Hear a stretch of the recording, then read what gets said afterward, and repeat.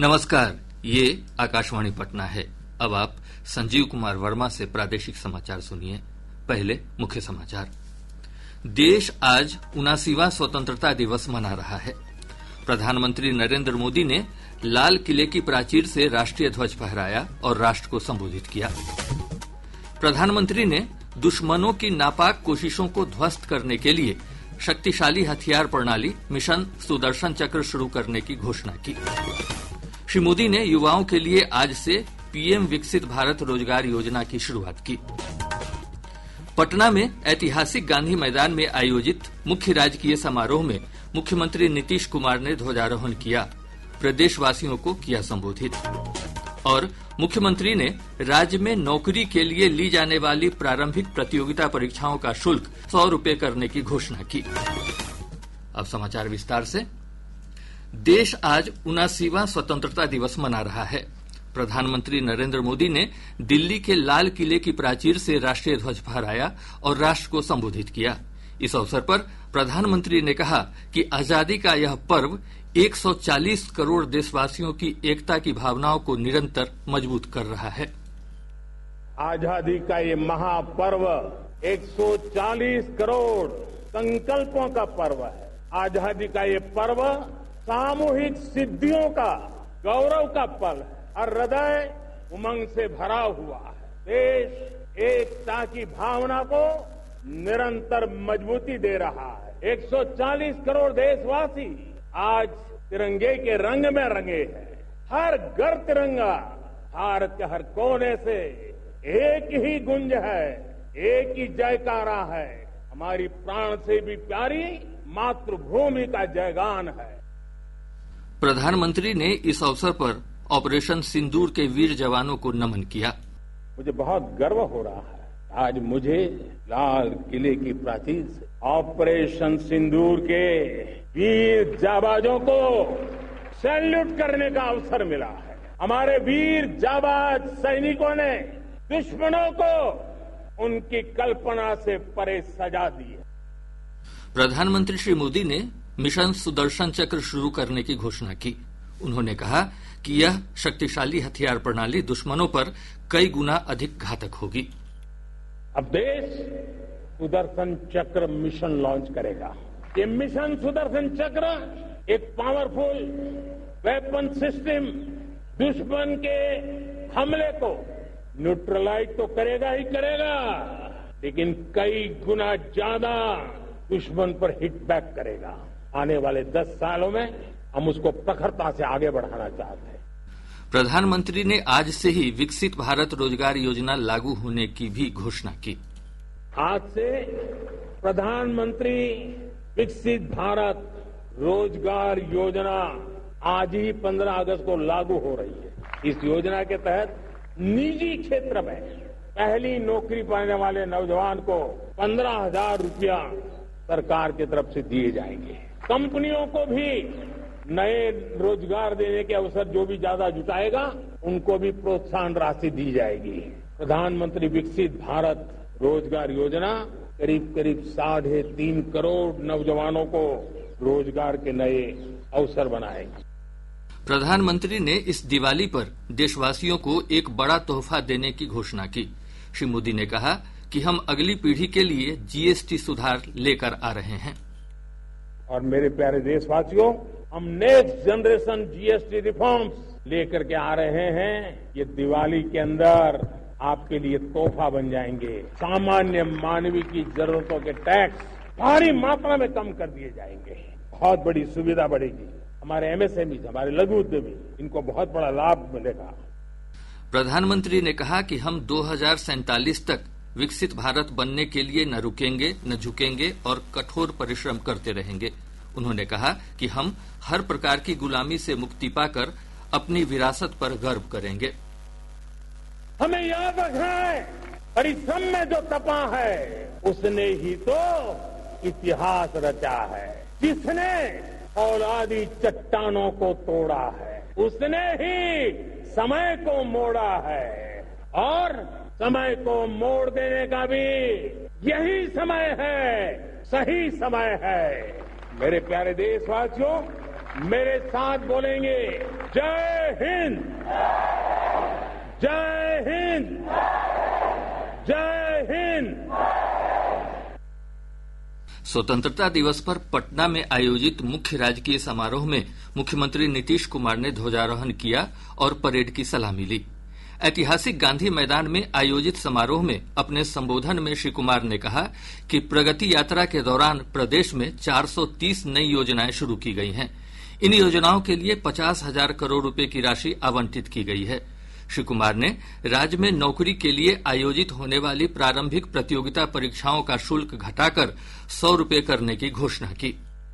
नई घोषणाएं करता हूं। राज्य में नौकरी के लिए आयोजित होने वाली प्रारंभिक प्रतियोगिता परीक्षाओं में परीक्षा शुल्क को घटाकर मात्र 100 रुपए कर दिया जाएगा तथा मुख्य परीक्षा में कोई परीक्षा शुल्क नहीं लिया जाएगा। और दूसरी बात और किया जा रहा है, बिहार में नए उद्योग लगाने के लिए विशेष सहायता दी जाएगी और इसके अंतर्गत ब्याज सब्सिडी तथा जीएसटी के लिए दिए जाने वाले प्रोत्साहन राशि को दोगुना किया जाएगा। श्री कुमार ने कहा कि विभिन्न चुनौतियों के बावजूद राज्य प्रगति के पथ पर अग्रसर है। उन्होंने प्रदेश में सद्भाव और भाईचारे का माहौल बने रहने की कामना की।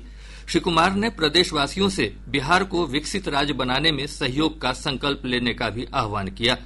इससे पहले परेड में Bihar police, CRPF, ITBP, BMP, home guard, NCC और भारत स्काउट एंड गाइड के जवानों ने भाग लिया। इस अवसर पर शिक्षा, सहकारिता, पर्यटन और जीविका समेत विभिन्न विभागों की ओर से झांकियां भी निकाली गई।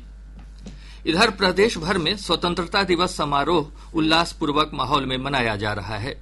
विभिन्न जिला मुख्यालयों से हमारे संवाददाताओं ने खबर दी है कि हर जगह जश्न का माहौल है। स्कूल, कॉलेज, सरकारी कार्यालयों और निजी संस्थानों में भी ध्वजारोहण का कार्यक्रम चल रहा है। प्रदेश के महादलित गांवों और टोलों में विशेष समारोह का आयोजन किया जा रहा है, जहां समुदाय के सबसे बुजुर्ग व्यक्ति झंडोत्तोलन कर रहे हैं। प्रादेशिक समाचार आप आकाशवाणी पटना से सुन रहे हैं। ताजा समाचारों के लिए आप हमारे x handle AIR News_ Patna पर जा सकते हैं। स्वतंत्रता दिवस के अवसर पर राज्यपाल आरिफ मोहम्मद खान ने राजभवन में झंडोत्तोलन किया। विधानसभा परिसर में अध्यक्ष नंदकिशोर यादव, विधान परिषद में सभापति अवधेश नारायण सिंह और पटना उच्च न्यायालय में मुख्य न्यायाधीश विपुल M पंचोली ने ध्वजारोहण किया। आकाशवाणी पटना के प्रांगण में सहायक निदेशक अभियांत्रिकी उदय शंकर ने झंडोत्तोलन किया। इस अवसर पर अन्य अधिकारी तथा कर्मी मौजूद थे। भाजपा, जदयू, राजद, कांग्रेस और वामपंथी दलों समेत विभिन्न राजनीतिक दलों और संस्थाओं के कार्यालयों में भी इस अवसर पर ध्वजारोहण कार्यक्रम आयोजित किए गए। राष्ट्रपति द्रौपदी मुर्मू और प्रधानमंत्री नरेंद्र मोदी ने स्वतंत्रता दिवस पर देशवासियों को शुभकामनाएं दी है। प्रधानमंत्री ने सोशल मीडिया पोस्ट में कहा है कि यह अवसर सभी देशवासियों के जीवन में नया जोश और स्फूर्ति लेकर आए, जिससे विकसित भारत के निर्माण को नई गति मिले। राज्यपाल आरिफ मोहम्मद खान ने अपने संदेश में वीर शहीदों और महान स्वतंत्रता सेनानियों को नमन करते हुए देशवासियों को आपसी प्रेम और भाईचारे की भावना को बनाए रखने की अपील की है। मुख्यमंत्री नीतीश कुमार ने भी प्रदेशवासियों को स्वतंत्रता दिवस की बधाई और शुभकामनाएं दी हैं। इसके साथ ही उप मुख्यमंत्री सम्राट चौधरी, विजय कुमार सिन्हा, विधानसभा अध्यक्ष नंदकिशोर यादव, विधान परिषद के सभापति अवधेश नारायण सिंह और विधानसभा में नेता प्रतिपक्ष तेजस्वी यादव समेत अन्य मंत्रियों और विधायकों ने भी प्रदेशवासियों को शुभकामनाएं दी हैं। स्वतंत्रता दिवस के अवसर पर आज राज्य की सभी ग्राम पंचायतों में विशेष ग्राम सभा का आयोजन किया जा रहा है। पूर्णिया एयरपोर्ट से जल्द ही हवाई सेवा शुरू होगी। मुख्य सचिव प्रत्यय अमृत ने एयरपोर्ट से जुड़े निर्माण कार्य का निरीक्षण करने के बाद कहा कि 30 अगस्त तक एयरपोर्ट का काम पूरा कर लिया जाएगा। इमाम हुसैन और उनके 72 साथियों की शहादत की याद में आज चेहल्लुम पूरी श्रद्धा और पारंपरिक विश्वास के साथ मनाया जा रहा है। इस अवसर पर राजधानी पटना समेत प्रदेश के विभिन्न भागों में ताजिया और मातमी जुलूस निकाले जा रहे हैं। मुख्यमंत्री नीतीश कुमार ने हजरत इमाम हुसैन और करबला के शहीदों को याद करते हुए उन्हें श्रद्धांजलि दी है। प्रदेश में मानसून की सक्रियता धीमी पड़ गई है। मौसम पूर्वानुमान में कहा गया है कि आज सीतामढ़ी, मधुबनी, अररिया, किशनगंज, रोहतास और औरंगाबाद जिले में कुछ स्थानों पर बारिश की संभावना है। 15 अगस्त 2025 को राज्य के दक्षिण मध्य, उत्तर पूर्वी और दक्षिण पूर्वी भागों के जिलों में 1 या 2 स्थानों पर मेघ गर्जन, वज्रपात और तेज हवा 30 से 40 किलोमीटर प्रति घंटा चलने की संभावना है। इधर पिछले 24 घंटों के दौरान पटना के अथमल गोला में रिकॉर्ड 226 मिलीमीटर बारिश रिकॉर्ड की गई। पटना, मुंगेर, पूर्णिया और भागलपुर समेत 10 जिलों के 54 प्रखंडों की 348 पंचायतों की 25 लाख की आबादी बाढ़ से प्रभावित है। बाढ़ प्रभावित क्षेत्रों में राहत कार्य युद्ध स्तर पर जारी है। मुख्यमंत्री नीतीश कुमार ने कल पटना, वैशाली, बेगूसराय और मुंगेर जिले के बाढ़ प्रभावित क्षेत्रों का हवाई सर्वेक्षण कर स्थिति की समीक्षा की। मुख्यमंत्री ने प्रभावित इलाकों में राहत और बचाव कार्य तेज करने के निर्देश दिए। साथ ही उन्होंने बाढ़ प्रभावित लोगों के बीच सूखा राशन, पशु चारा, पॉलीथीन शीट और दवा समेत अन्य जीवन रक्षक सामानों का वितरण सुनिश्चित करने को कहा। इधर प्रदेश की विभिन्न नदियों के जलस्तर में कमी आने के साथ ही बाढ़ प्रभावित इलाकों में पानी नीचे उतरने लगा है। हालांकि इससे कटाव का खतरा बढ़ गया है। अब पटना से प्रकाशित प्रमुख समाचार पत्रों की सुर्खियां। आज के सभी समाचार पत्रों ने अलग अलग खबरों को प्रमुखता से प्रकाशित किया है। हिन्दुस्तान स्वतंत्रता दिवस से जुड़ी अपनी विशेष खबर में लिखता है, जल से नभ तक शक्ति और समृद्धि बढ़ी। दैनिक जागरण की बड़ी खबर है, जम्मू कश्मीर के किश्तवाड़ में बादल फटने से मची भारी तबाही, 46 की मौत, 200 से ज्यादा लापता। दैनिक भास्कर ने राज्य में चल रहे मतदाता विशेष गहन पुनरीक्षण पर उच्चतम न्यायालय के निर्देश पर शीर्षक दिया है, वोटर लिस्ट से हटे 65 लाख नाम जारी करें, कारण भी बताएं। निर्वाचन आयोग की दलीलें कोर्ट ने नहीं मानी।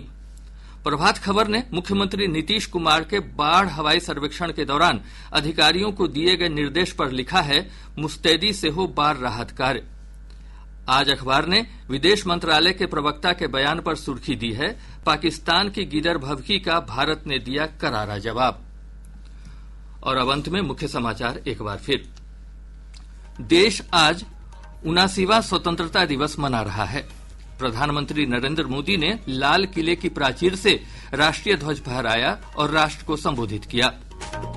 प्रधानमंत्री ने दुश्मनों की नापाक कोशिशों को ध्वस्त करने के लिए शक्तिशाली हथियार प्रणाली मिशन सुदर्शन चक्र शुरू करने की घोषणा की। श्री मोदी ने युवाओं के लिए आज से पीएम विकसित भारत रोजगार योजना की शुरुआत की।